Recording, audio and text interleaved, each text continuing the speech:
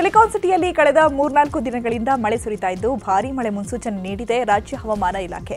ಮೇ 18ರಿಂದ 20ರವರೆಗೆ ಬೆಂಗಳೂರಲ್ಲಿ ಭಾರೀ ಮಳೆ ಸುರಿಯುವ ಸಾಧ್ಯತೆ ಇದ್ದು ಎಚ್ಚರಿಕೆ ವಹಿಸುವಂತೆ ಸೂಚಿಸಿದ್ದಾರೆ. ಬೆಂಗಳೂರು ಮಾತ್ರವಲ್ಲದೆ ದಕ್ಷಿಣ ಒಳನಾಡು ಭಾಗದ ಮೈಸೂರು, ಮಂಡ್ಯ, ಕೋಲಾರದಲ್ಲೂ ಬಿರುಗಾಳಿ ಸಹಿತ ಭಾರೀ ಮಳೆ ಸಂಭವ ಇದೆ. ಹೀಗಾಗಿ ಈ ಜಿಲ್ಲೆಗಳಲ್ಲಿ ನಾಳೆಯಿಂದ ಮೇ 20ರವರೆಗೆ ಆರೆಂಜ್ ಅಲರ್ಟ್ ಘೋಷಿಸಲಾಗಿದೆ.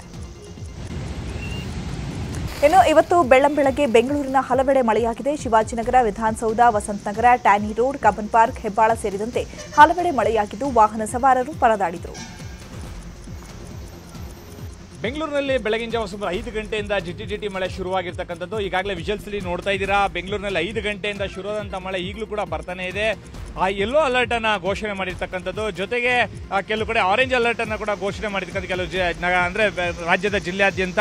ಈಗಾಗಲೇ ನೀವು ವಿಜುವಲ್ಸ್ ಅಲ್ಲಿ ನೋಡ್ತಾ ಇರ್ತಕ್ಕಂಥದ್ದು ಒಂದು ಬೆಂಗಳೂರಿನ ಒಂದು ಭಾಗ ಆದಂತಹ ರಿಚ್ಮಂಡ್ ಸರ್ಕಲ್. ಈಗಾಗಲೇ ಇಲ್ಲೂ ಕೂಡ ತುಂತುರು ಮಳೆ ಶುರುವಾಗಿರ್ತಕ್ಕಂಥದ್ದು. ವಾಹನ ಸವಾರರು ಬೆಳಗ್ಗೆ ಫಸ್ಟ್ ಶಿಫ್ಟ್ ಹೋಗೋರಿಗೆ ಕೂಡ ಸಾಕಷ್ಟು ಒಂದು ಕಿರಿಕಿರಿ ಮಾಡ್ತಾ ಇರ್ತಕ್ಕಂಥ ಮಳೆರಾಯ ಅಡ್ಡಿಪಡಿಸ್ತಾ ಇರ್ತಕ್ಕಂಥದ್ದು. ಕೆಲವು ಕಡೆ ಟೂ ವೀಲರ್ಗಳು ಬ್ರಿಡ್ಜಿನ ಕೆಳಗಡೆಗೆ ಒಂದು ಪಾರ್ಕ್ ಅನ್ನ ಮಾಡಿ ಮಳೆ ಕಡಿಮೆ ಆದ ನಂತರ ಹೋಗ್ತಾ ಇರ್ತಕ್ಕಂಥದ್ದು. ಇನ್ನು ಕೆಲವು ಕಡೆಗೆ ಬೆಳಗ್ಗೆ ಕೆಲಸಕ್ಕೆ ತಲುಪಲೇಬೇಕು ಅಂತ ಕೂಡ ಸ್ಟಾಪ್ ಮಾಡದಿರನೆ ಬೈಕ್ಗಳಿಗೆ ತಲುಪ್ತಾ ಇರ್ತಕ್ಕಂಥದ್ದು.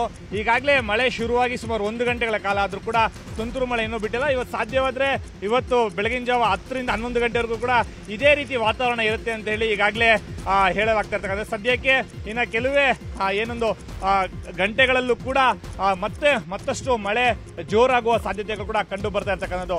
ಕ್ಯಾಮ್ರಾ ಪರ್ಸನ್ ಸುನಿಲ್ ಜೊತೆಗೆ ಮಂಜುನಾಥ್ ಚಂದ್ರ, ನ್ಯೂಸ್ 18 ಬೆಂಗಳೂರು.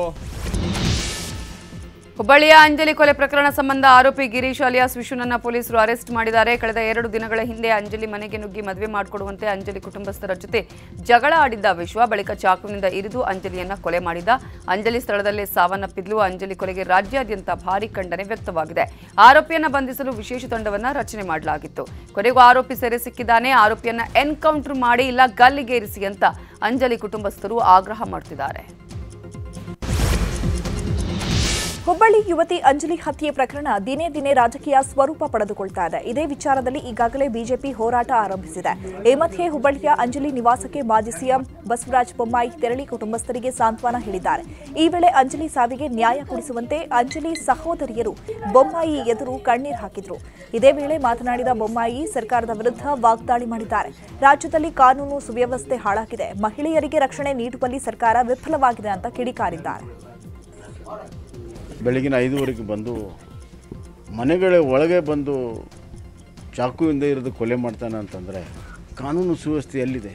ಕಾನೂನಿನ ಭಯನೂ ಇಲ್ಲ, ಪೊಲೀಸರ ಭಯನೂ ಇಲ್ಲ. ಮನಸ್ಸೋ ಇಚ್ಛೆ ಏನು ಬೇಕಾದ್ರೂ ಮಾಡಿದ್ರು ನಡೀತೈತೆ ಅನ್ನುವಂಥ ವಾತಾವರಣ ಇವತ್ತು ಮೂಡಿದೆ. ಅದ್ರ ಹಿಂದಿರೋರನ್ನ ಇವತ್ತಿಗೂ ಅವರು ಹಿಡಿದಿಲ್ಲ. ಭಾಳ ದೊಡ್ಡ ಮಾತಾಡಿದರು ಮುಖ್ಯಮಂತ್ರಿಗಳು ಬಂದು. ರಾಜ್ಯದಲ್ಲಿ ನಿರಂತರವಾಗಿ ನಡೀತಾ ಇರುವ ಯುವತಿಯರ ಕೊಲೆ ಪ್ರಕರಣದ ನಂತರ ಎಚ್ಚೆತ್ತುಕೊಂಡಿರುವ ಪೊಲೀಸ್ ಇಲಾಖೆ ಕಾನೂನು ಅರಿವು ಕಾರ್ಯಕ್ರಮಗಳನ್ನು ಹಮ್ಮಿಕೊಂಡಿದೆ. ಕೋಲಾರ ಜಿಲ್ಲಾ ಪೊಲೀಸ್ ಹಾಗೂ ಮಹಿಳಾ ಠಾಣೆಯ ಪೊಲೀಸರಿಂದ ಕೋಲಾರದ ವಿವಿಧ ಮಹಿಳಾ ಕಾಲೇಜಿನಲ್ಲಿ ಕಾನೂನು ಅರಿವು ಕಾರ್ಯಾಗಾರ ನಡೆಸಲಾಯಿತು. ಮಹಿಳೆಯರಿಗೆ ಕಿರುಕುಳ, ದೌರ್ಜನ್ಯ, ಬೆದರಿಕೆ, ರ್ಯಾಗಿಂಗ್ ಬಗ್ಗೆ ಅರಿವು ಮೂಡಿಸಲಾಯಿತು. ಇಂತಹ ಘಟನೆಗಳು ಕಂಡುಬಂದಲ್ಲಿ ಪೊಲೀಸರಿಗೆ ಹಾಗೂ ಸಹಾಯವಾಣಿಗೆ ಕರೆ ಮಾಡಿ ದೂರು ಕೊಡುವಂತೆ ವಿದ್ಯಾರ್ಥಿನಿಯರಿಗೆ ಮಾಹಿತಿ ನೀಡಲಾಯಿತು. ದೂರುದಾರರ ಮಾಹಿತಿ ಗೌಪ್ಯವಾಗಿರಿಸುವುದಾಗಿ ಪೊಲೀಸರು ಹೇಳಿದ್ದಾರೆ. ಹೊಳೆನರಸೀಪುರದಲ್ಲಿ ದಾಖಲಾಗಿದ್ದ ಲೈಂಗಿಕ ದೌರ್ಜನ್ಯ ಪ್ರಕರಣಕ್ಕೆ ಸಂಬಂಧಪಟ್ಟಂತೆ ಎಚ್ಡಿ ರೇವಣ್ಣ ಜಾಮೀನು ಅರ್ಜಿ ವಿಚಾರಣೆ ಇವತ್ತು ನಡೆಯಲಿದೆ. ನಿನ್ನೆ ವಿಚಾರಣೆ ನಡೆಸಿದ ಬೆಂಗಳೂರಿನ 42ನೇ ಎಸಿಎಂಎಂ ಕೋರ್ಟ್ ಇವತ್ತು ಮಧ್ಯಾಹ್ನದವರೆಗೂ ಮಧ್ಯಂತರ ಜಾಮೀನು ಮಂಜೂರು ಮಾಡಿತ್ತು. ಅಲ್ಲದೆ 5 ಲಕ್ಷ ರೂಪಾಯಿ ಬಾಂಡ್ ನೀಡಲು ಮಾಜಿ ಸಚಿವರಿಗೆ ಸೂಚನೆ ನೀಡಿತು. ಇವತ್ತು ಮಧ್ಯಾಹ್ನ 3 ಗಂಟೆ ವೇಳೆಗೆ ಕೋರ್ಟ್ ರೇವಣ್ಣ ಜಾಮೀನು ಅರ್ಜಿ ವಿಚಾರಣೆ ಕೈಗೆತ್ತಿಕೊಳ್ಳಲಿದೆ.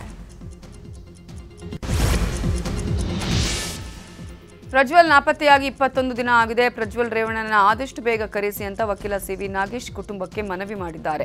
ವಿಚಾರಣೆಗೆ ಹಾಜರಾಗದೆ ಕಾನೂನು ಉಲ್ಲಂಘನೆ ಮಾಡಲಾಗ್ತಾ ಇದೆ. ಇದು ಮುಂದೆ ಗಂಭೀರ ಪರಿಣಾಮಕ್ಕೂ ಕಾರಣ ಆಗುತ್ತೆ. ಪ್ರಜ್ವಲ್ ರೇವಣ್ಣ ಏನಾದರೂ ಸಂಪರ್ಕದಲ್ಲಿ ಇದ್ದರೆ ದೇಶಕ್ಕೆ ವಾಪಸ್ ಆಗೋದಕ್ಕೆ ಹೇಳಿ ಅನ್ನುವ ಸಲಹೆ ಕೊಟ್ಟಿದ್ದಾರೆ. ಪೆನ್ಡ್ರೈವ್ ಕೇಸಲ್ಲಿ ಎಸ್ಐಟಿ ಅಧಿಕಾರಿಗಳು ಕಾರ್ಯಾಚರಣೆ ಮಾಡಿ ಕೆಲವು ಮಾಹಿತಿಗಳನ್ನು ಪಡೆದಿದ್ದಾರೆ. ಆದಷ್ಟು ಬೇಗ ಪ್ರಜ್ವಲ್ ರೇವಣ್ಣ ಬಂದರೆ ಕೆಲವು ಹೇಳಿಕೆಯನ್ನು ಪಡೆದು ಮುಂದಿನ ದಿನಗಳಲ್ಲಿ ಕಾನೂನು ಹೋರಾಟವನ್ನು ಮಾಡಬಹುದು ಅಂತ ವಕೀಲ ನಾಗೇಶ್ ಸಲಹೆ ಕೊಟ್ಟಿದ್ದಾರೆ. ರಾಜ್ಯದಲ್ಲಿ ಹೈ ವೋಲ್ಟೇಜ್ ಲೋಕಸಭಾ ಕ್ಷೇತ್ರಗಳಲ್ಲಿ ಒಂದಾದ ಬೆಂಗಳೂರು ಗ್ರಾಮಾಂತರ ಲೋಕಸಭಾ ಕ್ಷೇತ್ರದ ಚುನಾವಣೆಯ ಅವಲೋಕನ ಸಭೆ ದೋಸ್ತಿ ನಾಯಕರಿಂದ ನಡೆಯಿತು. ನಿನ್ನೆ ರಾತ್ರಿ ಬೆಂಗಳೂರಿನ ಖಾಸಗಿ ಹೋಟೆಲ್ನಲ್ಲಿ ನಡೆದ ಸಭೆಯಲ್ಲಿ ಮಾಜಿ ಡಿಸಿಎಂ ಸಿಎನ್ ಅಶ್ವತ್ಥನಾರಾಯಣ್, ಶಾಸಕ ಮುನಿರತ್ನ, ಪರಿಷತ್ ಸದಸ್ಯ ಸಿಪಿ ಯೋಗೇಶ್ವರ್, ಶಾಸಕರಾದ ಎಂ ಕೃಷ್ಣಪ್ಪ ಮತ್ತು ಅಭ್ಯರ್ಥಿ ಡಾಕ್ಟರ್ ಸಿಎನ್ ಮಂಜುನಾಥ ಸೇರಿದಂತೆ ಮತ್ತಿತರರು ಭಾಗವಹಿಸಿದರು. ಒಗ್ಗಟ್ಟಿನಿಂದ ಚುನಾವಣೆ ಎದುರಿಸಿ ಇದರ ಬಗ್ಗೆ ಕೂಡ ಚರ್ಚೆಯನ್ನ ನಡೆಸಿದ್ದಾರೆ ನಾಯಕರು. ಇನ್ನು ಈ ಬಾರಿ ಗ್ರಾಮಾಂತರದಲ್ಲಿ ಗೆಲುವು ಸಾಧಿಸುವ ವಿಶ್ವಾಸವನ್ನ ಎಲ್ಲರೂ ಸಭೆಯಲ್ಲಿ ವ್ಯಕ್ತಪಡಿಸಿದರು. ಕನ್ನಡಿಗರ ಮೆಚ್ಚಿನ ನಿಮ್ಮ ನ್ಯೂಸ್ 18 ಕನ್ನಡ ಈಗ ವಾಟ್ಸ್ಆಪ್ನಲ್ಲಿಯೂ ಲಭ್ಯ. ಕರ್ನಾಟಕ ಮತ್ತು ದೇಶ ವಿದೇಶದ 360 ಡಿಗ್ರಿ ಸುದ್ದಿ ವಿವರವನ್ನ ನೀವು ನಿಮ್ಮ ಕೈ ಬೆರಳುಗಳಲ್ಲಿಯೇ ಪಡೆಯೋದಿಕ್ಕೆ ಈ QR ಕೋಡ್ ಅನ್ನು ಸ್ಕ್ಯಾನ್ ಮಾಡಿ. ನಮ್ಮ ಚಾನೆಲ್ ಅನ್ನು ಫಾಲೋ ಮಾಡಿ, ನೋಟಿಫಿಕೇಶನ್ ಆನ್ ಮಾಡಿ.